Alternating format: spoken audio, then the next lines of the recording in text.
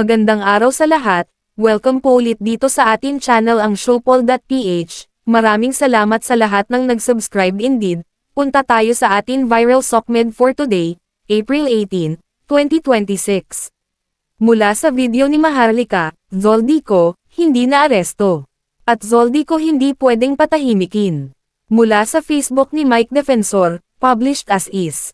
Hindi pwedeng patahimikin si Zoldico.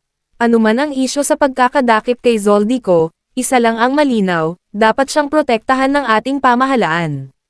Bakit? Dahil ang kanyang seguridad ay seguridad din ng katotohanan. Kapag siya ay napatahimik, damay ang mga ebidensyang maglalantad sa malawakang korupsyon sa bansa. Huwag nating hayaang mabaon sa limot ang ebidensya. Si Zoldico ang susi sa usapin ng malawakang korupsyon na dapat nating tutukan. So yes, hindi po nila nahuli si Zoldico kasi hanggang ngayon walang maipakitang picture ang Bangag administration. Sabi ni PJ, itsoserang frag lang ang Bangag. Yes, at yung posting na hindi siya nag-post nun.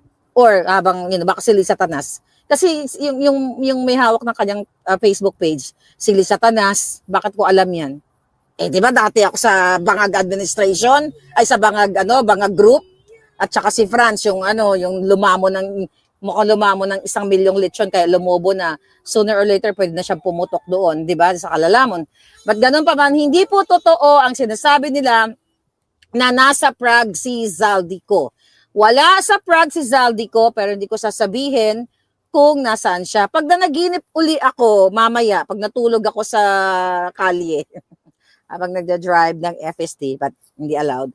Pag nanaginip uli ako at sinabi sa akin ni Zoldico, okay, Maharlika, sabihin mo na sa taong bayan kung nasaan ako, edi sasabihin ko sa inyo.